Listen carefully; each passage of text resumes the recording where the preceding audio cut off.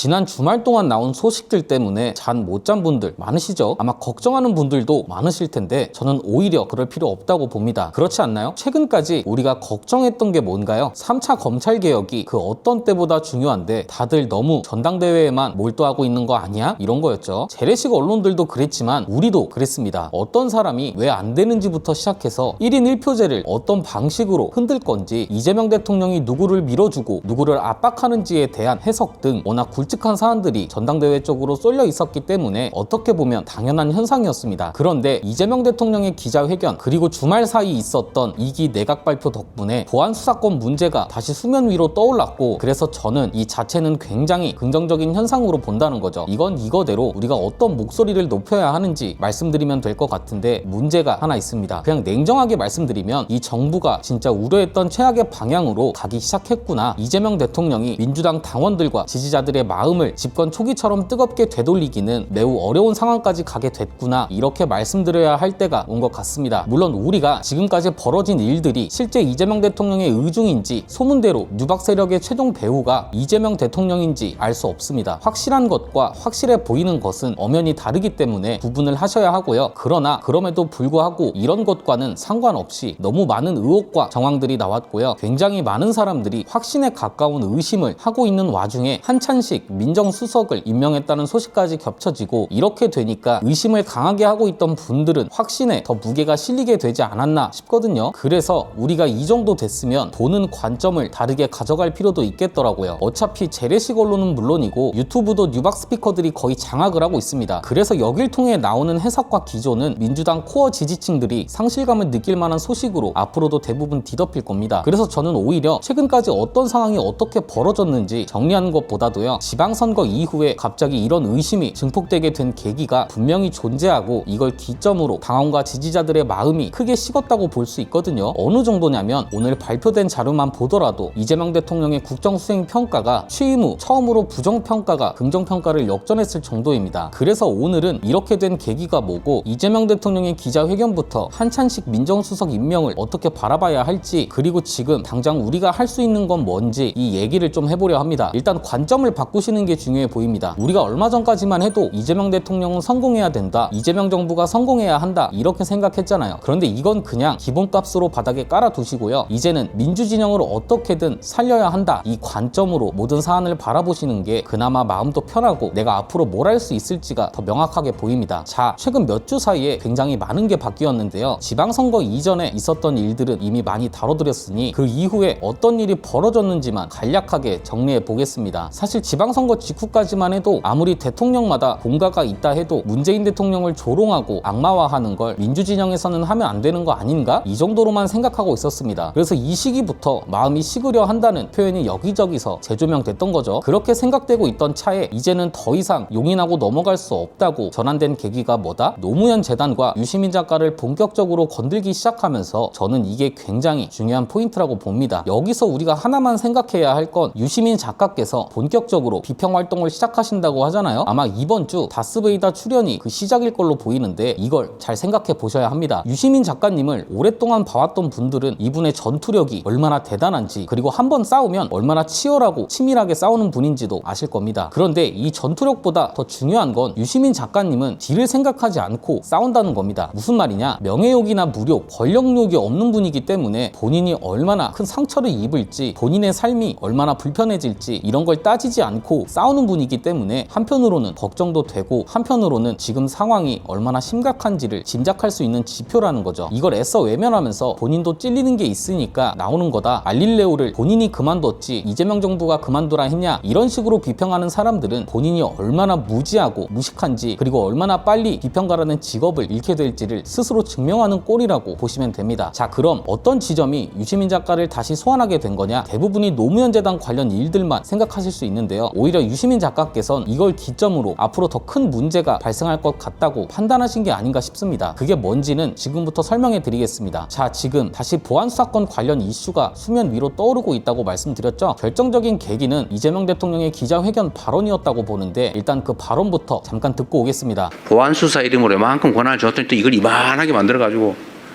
막 새로운 사건 만들다시피 하고 또 그럴 가능성이 없지 않잖아요. 근데 그걸 우려하는 사람들이 심정이 이해해요. 그러지 못하게 해야 되겠죠.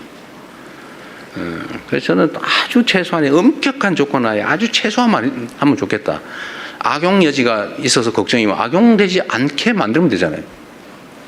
모든 문제가 그렇잖아요. 문제가 있으면 문제를 막으면 되잖아요.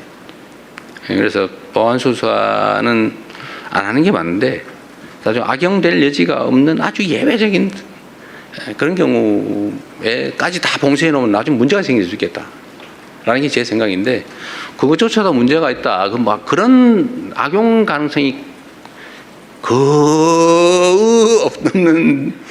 없지만 그래도 가능성이 조금이라도 있다면 안 되겠다 이렇게 판단하면 안 할 수 있는 거죠. 제도라고 하는 걸 한번 만들어서 시행하다 또 필요하면 교정하면 되죠. 그래서 제 생각은 국회에서 충분히 국민의 입장에서 또 악용 가능성을 배제하는 필요를 충분히 논의하면 좋겠다. 충분히 논의하시면 좋겠어요.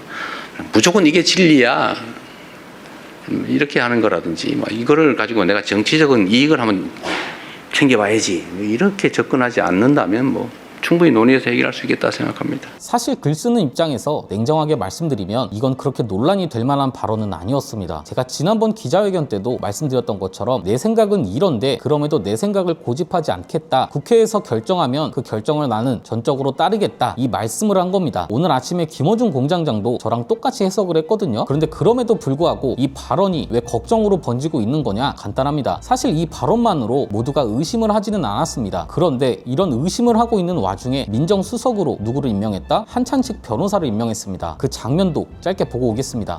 민정수석에 한찬식 변호사를 임명하셨습니다. 한찬식 수석은 법무부 인권국장과 일선 검찰청 지휘부 등을 거치면서 법 집행의 엄정성과 인권 감수성을 균형 있게 축적해온 법조인입니다. 국정 2년차 공직사회의 책임성을 강화하고 중수청과 공수청 신설 등 검찰개혁을 차질 없이 완수할 것입니다.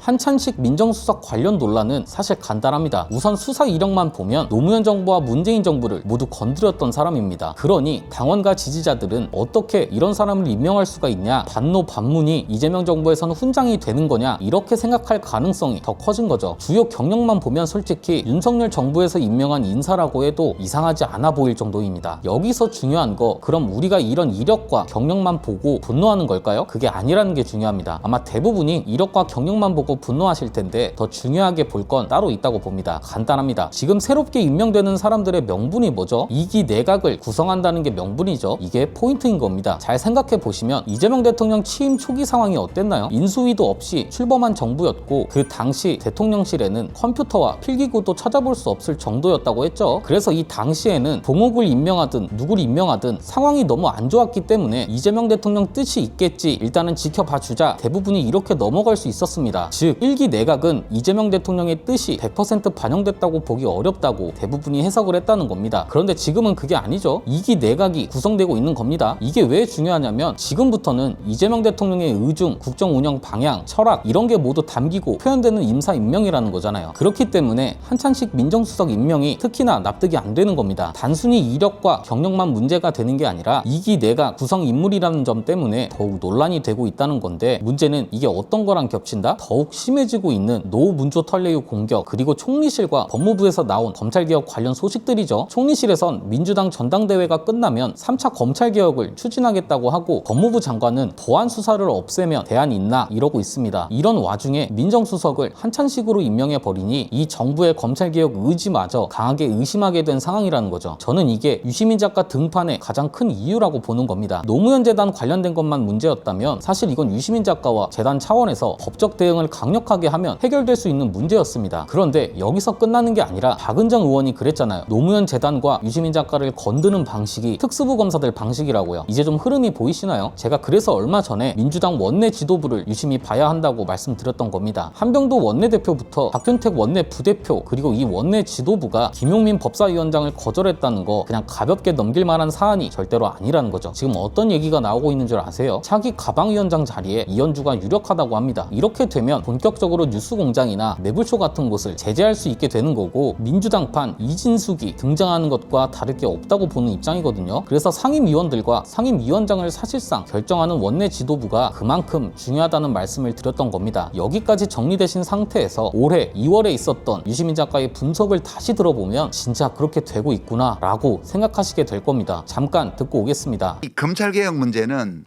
법리적이고 논리적인 문제이기도 하지만 그것만이 아니에요. 이거는 맞습니다. 2002년 노무현 대통령이 검사와의 공개 토론을 시작한 때부터 시작해서 25년 가까운 세월 동안 축적돼 있었던, 그러니까 민주적 국민정당으로서 민주당, 더불어민주당의 주류 핵심 지지층, 여기에서 하나의 깃발 같은 존재가 된 거예요.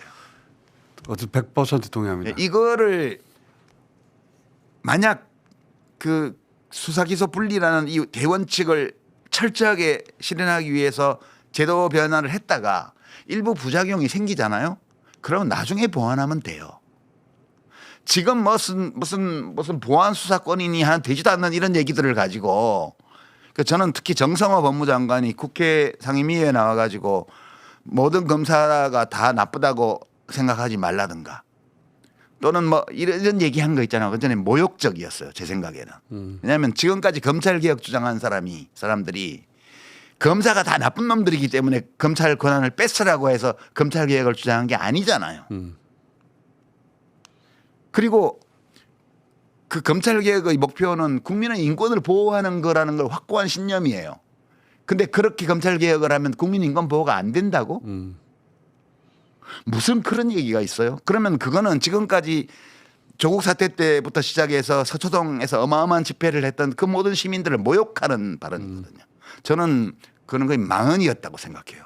그런 인식으로 이 검찰개혁 문제를 계속 다루게 되면 이재명 대통령이 굉장히 심각한 정치적 위기에 직면할지도 모른다. 그런 걱정을 저는 굉장히 많이 하고 있죠. 이거는 보통 심각한 문제가 아니라고 저는 저도 봐요. 심각한 문제라고 생각합니다. 네. 그 사안은 심각하게 바라봐야 된다고 예. 생각합니다. 이거는 뭐 정성호 장관의 주장이 논리적으로 맞다 안 맞다를 떠나서 그것은 민주당의 정신을 배신하는 걸로 간주될 겁니다.